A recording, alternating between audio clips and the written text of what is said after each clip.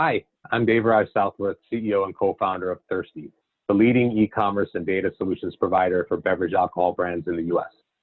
I'm joined today by Reed DesRosiers, a co-founder for San Francisco-based Truest Beverages, the producer of full-strength, full-flavor Truest craft cocktails.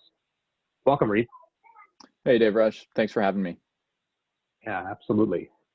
So maybe to set the stage, the Are You Thirsty video series in partnership with Park Street is a collection of short yet informative interviews with thirsty clients to discuss insights, lessons learned, and best practices as they are related to e-commerce and data solutions for beverage alcohol brands. You can find the full suite of Are You Thirsty videos within the Park Street University video archives. So today we're talking about specific lessons learned and best practices for younger independent brands for building, nurturing, and selling their brands direct to consumer. Historically, beverage alcohol suppliers were able to only market brands as opposed to selling directly to consumers due to complex legal and regulatory complexities that if you're watching this video, you're likely all too familiar with. Reed, perhaps you can tell us a little bit about Truest Craft Cocktails and the brand you built. You and Craft Cocktails have had great success since you launched earlier this year and pivoting into a tremendous rebrand over the summer. It's certainly a fun segment to be a part of right now. So let me tell you a bit about Truest. My wife, Cece, and I launched Truest a little less than 2 years ago now, because we had the idea that cocktails are the ultimate social occasion, and there really wasn't an option out there that met our needs. We thought that there was a better way to help people level up their libations, and that's why we make these full flavor, full strength cocktails that are a true cocktail ABV at 10% and a true cocktail size at 200 milliliters. And when you think about the cocktail occasion, it's that thing that you want to do. You want to meet a friend after work. You want to take someone out for a date over drinks. And we set out to build a brand for people who are looking to sip and savor those moments, for people who are looking for high quality ingredients, for a brand that really means something and stands for something, and a brand that we could build community around. So right now we've got 3 drinks, 3 cocktails in market. The first is our Bourbon Smash, which is like an Arnold Palmer with bourbon in it. Second is a Rum Mojito, which is a classic recipe that I'm sure you all know and love. And the third is a Gin Spritz, which is basically a combination of an Aperol Spritz and a Negroni, a sparkling, delicious, bittersweet concoction that we love. And we've been selling in market since May of 2019 with a soft launch back then, and started selling with Thirstie in July, and then really relaunched and officially launched our brand in October of this year. Wow, I'm certainly getting thirsty. I know it's only around 2:30 in the afternoon here. So maybe before we talk about branded e-commerce, Reed, you can tell us a little bit about how you sell fruit beverages in more traditional channels. Yeah, so we are self-distributed as a small brand. That's kind of the way to go to get started. We're in about 100 doors in California, including Whole Foods, Nugget Markets, Total Wine and More, a bunch of boutiques and independents in our area. And we're in some ways playing off really consumer demand for the broader RTD category and movement away from beer, wine, and other options in that space. Obviously, we all lived through White Claw Summer 2019, and now customers are really looking for something a little bit more mature, something a little bit more serious, but also fun and exciting, and that's the canned cocktail space. So Truest's been primarily focused on 2 channels. The first is our off-premise traditional retail channel, and then the second is the direct-to-consumer online channel. Great. So one of the advantages of using a data and e-commerce solution like Thirstie is control of the entire consumer buying experience, from delivery to engagement to the actual purchase, and finally delivery to your end customer. Reed, can you describe what made you consider branded e-commerce in the first place? I think today's brands have to meet consumers where they are. And the fact is now more than ever before, but really for the last decade plus, consumers are shopping a lot online, and not just for clothes or household goods, but also for the alcohol that they want to drink. So having an omni-channel strategy for us wasn't a nice to have thing. It's a must have. We have to be able to sell both online and in stores, and work that virtuous cycle between those 2 channels to drive volumes with our customers.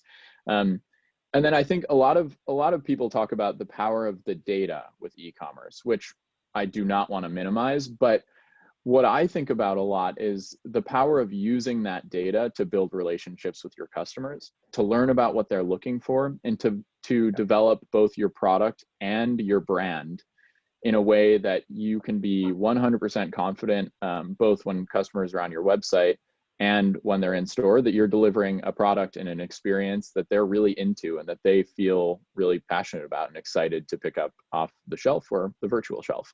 No, it's interesting to hear you say that the data can be used in a myriad of different ways, but understanding consumer, and I know that we talked about this a little even prior to us taping this, right? Like just understanding the consumers and you making decisions based on product and formulation and even packaging is one of the successes for you and CC and the rest of your team there.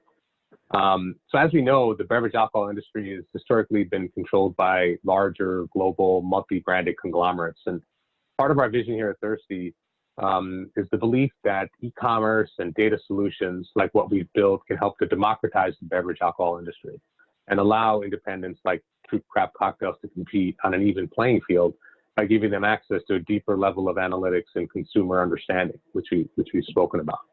So Reed, what is it like for you in today's market competing with some of these larger brands, and what advice might you have for other independent brands looking to build a profitable model and to build a profitable brand? So if one of these big brands wants to make a product in your category, they can absolutely do it. They have the resources to. They have the marketing dollars to push out behind it. But the one thing that they don't have is a true understanding of a very targeted subsegment of customers. And that's what small brands like us can play into.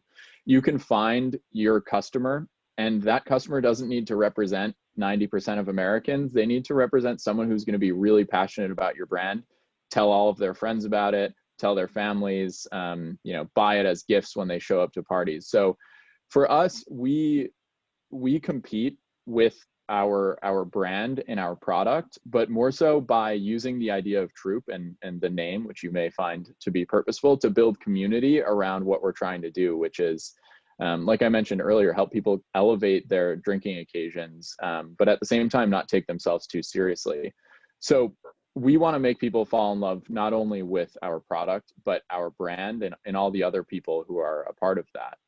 And I think another thing that comes to mind with how we're able to compete, it's by being agile and moving quicker and being willing to make changes along the way. So I mentioned this earlier, but we launched in May of 2019 with something that we absolutely knew within a year and a half, we were going to pivot and change. And one of the main ways we collected data and researched what we were going to do to change that was by talking to our e-commerce customers. We had some hypotheses going in, like our core customer will be a 27-year-old in an urban location, and the core drinking occasion will be kind of to kick off their darty with a bang.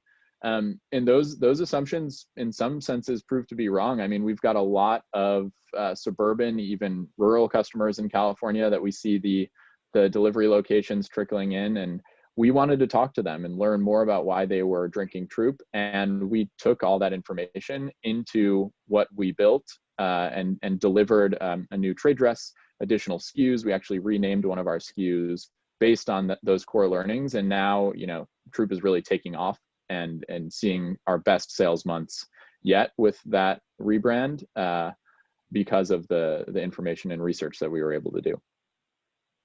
So thanks for sharing that, Reed. That's very interesting. It's commonplace, I believe, that e-commerce has seen significant growth over the years in many different industries, but beverage alcohol has been considerably late to that party. And there's a widely held belief that the pandemic is the sole reason for alcohol e-commerce's revolution. We firmly believe that the reality here is that alcohol e-commerce has been growing, and the data does support this. It's been about 2x year over year dating back to 2010.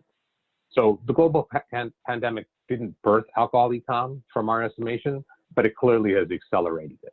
Reed, so what has Troop Beverages learned through your experience with online sales that you might deem a best practice or best practices for your brand?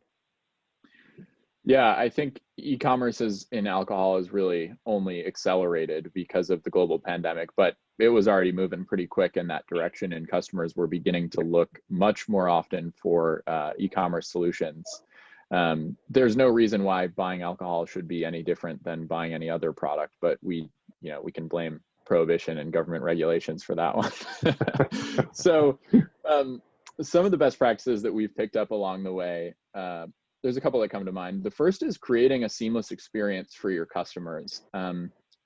People with all of the other direct-to-consumer brands that are out there today have a very high bar set for the type of experience, type of customer journey, type of customer service that they expect from their online retailers, whoever that may be.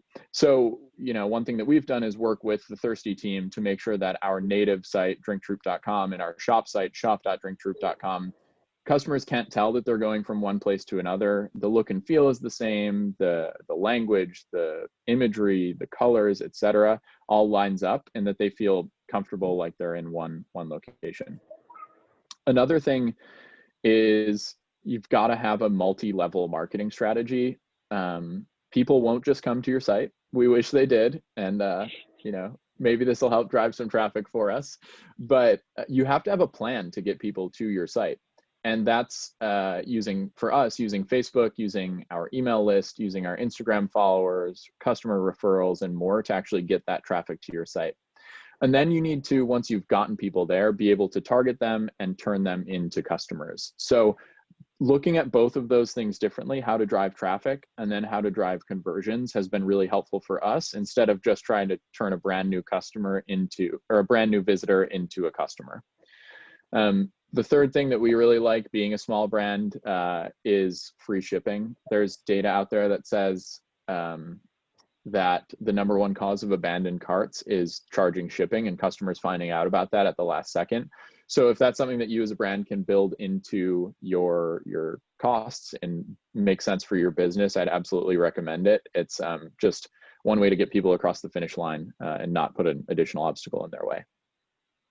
I couldn't agree with you more. I mean, those are some of the consistent findings. But thank you for sharing that. Right? I think clearly making sure that you control the customer journey without a redirection to a traditional third party is a belief system that we've been obviously building a business around.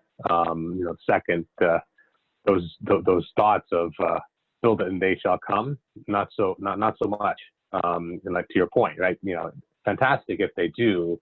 And hopefully, right, between the brand and the Thirstie solution, right, the experience is one where they're compelled to make a purchase. And everything that Thirstie does is about, transactions, right? And it's about making certain that the customer knows that it's only 3 steps away. And then last but not least, right, it's incentivizing the customer and not giving them a reason not to complete the transaction. And we couldn't agree with you more, Reed, right? Like, offering free shipping is a key indicator across many of the brands that we've been partnering with. It's a factor of how you build that into your business plan and the model, but it's an important criteria, and not something that you necessarily have to do for the duration. Right? It's not something that you necessarily are looking to do for 5-10 years, but especially for independent brands, early stage brands with fabulous liquid. And to your point, and part of the segment is about sort of like the David and Goliath kind of idea is these other brands have large marketing budgets, but how can we be smarter, and how can we be more aware of our customers, which also kind of ties back to the data. But the free shipping is something that at least in the early stages is something that we've seen as being very important as well. So thank you, Reed. Really enjoyed the conversation today, and thanks for providing your insights and your experience selling Troop craft cocktails, and also just in general, how to sell alcohol directly to consumers. And if you haven't tried Troop beverages yet, I strongly recommend you check them out. And of course, you can order online by a local retailer by visiting drinktroop.com or shop.drinktroop.com. Reed, we have just a few minutes. Do you have any final comments or thoughts to share with us? Sure. One thing that comes to mind, given the times of today, is, and also something that's near and dear to our hearts at Troop, is if you take one thing away from this, I hope you go get a cocktail or make a cocktail or order one from us and share it with someone that you really care about and you really love, whether it's in person, 6 feet away in the park, or over a Zoom call. Just get in touch with someone that you care about, and make sure that you're taking care of your troop. And I just want to end by saying thank you very much for having me on, Devaraj, and Park Street. Thanks for putting this all together and helping people learn more about alcohol e-commerce as well as troop. Appreciate your time, Reed, and thanks so much for participating in our program. It's been enjoyable for us to get to know you a little better, to speak with us today, and I can say from the whole Thirstie team, we look forward to speaking with you again soon. Thanks again. Thank you.